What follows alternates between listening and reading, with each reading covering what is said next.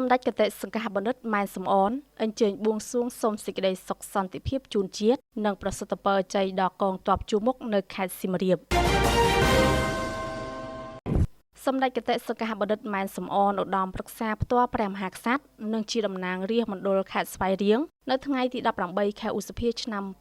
2026បានអញ្ជើញជាអធិបតីក្នុងពិធីបួងសួងសូមសេចក្តីសុខសេចក្តីចម្រើននិងសុខសន្តិភាពជូនដល់ព្រះរាជាណាចក្រកម្ពុជាពិធីបួងសួងសូមសេចក្តីសុខសេចក្តីចម្រើននិងសុខសន្តិភាពជូនដល់ព្រះរាជាណាចក្រកម្ពុជាត្រូវបានរៀបចំឡើងនៅតាមទីតាំងប្រវត្តិសាស្ត្រនិងទីសក្ការៈបូជាសំខាន់ៗក្នុងខេត្តសៀមរាបរួមមានប្រាសាទមេបុណ្យខាងកើតប្រាសាទព្រះខ័នប្រាសាទអង្គរវត្តព្រះអង្គចេកព្រះអង្គចោមនិងវត្តព្រះអិនកោសីព្រមទាំងមានការថ្វាយភ្លេងពិណពាទ្យដល់ព្រះសិវៈរាមផងដែរក្នុងឱកាសដ៏វិសេសវិសាលនោះសម្ដេចគតិសង្ឃបណ្ឌិតបានអញ្ជើញអុជធូបទៀនថ្វាយគ្រឿងសក្ការៈបូជាដើម្បីបួងសួងដល់វត្ថុស័ក្តិសិទ្ធិក្នុងលោកនិងទូសបារមីរក្សាទឹកដីថ្វាយព្រះពរជ័យថ្វាយព្រះមហាក្សត្រនិងសម្ដេចព្រះមហាក្សត្រីព្រះវររាជមាតាជាតិខ្មែរជាទីគោរពសក្ការៈដ៏ខ្ពង់ខ្ពស់បំផុតនិងប្រគេនពរដល់ព្រះសង្ឃគ្រប់ព្រះអង្គជូនពរសម្ដេចតេជោហ៊ុនសែនប្រធានព្រឹទ្ធសភា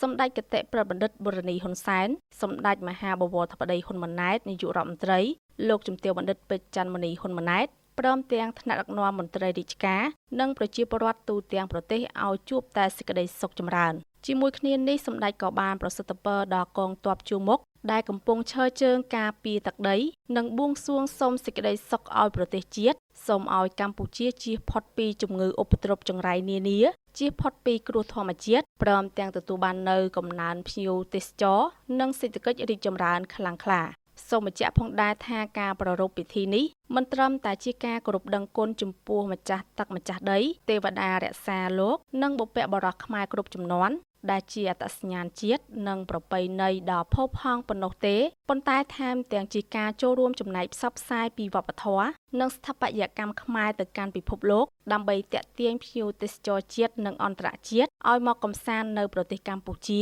ជាពិសេសគឺទឹកដីប្រវត្តិសាស្ត្រខេត្តសៀមរាបផងដែរកាត់បន្ថយការទទួលទានសារធាតុអំបិលឲ្យបានតិចជាង5ក្រាមក្នុងមួយថ្ងៃឬប្រហែល1ស្លាបព្រាកាហ្វេមានន័យថាបានកាត់បន្ថយការស្លាប់និងពិការភាពដែលបណ្ដាលមកពីជំងឺបេះដូងនិងគ្រោះថ្នាក់សរសៃឈាមខួរក្បាល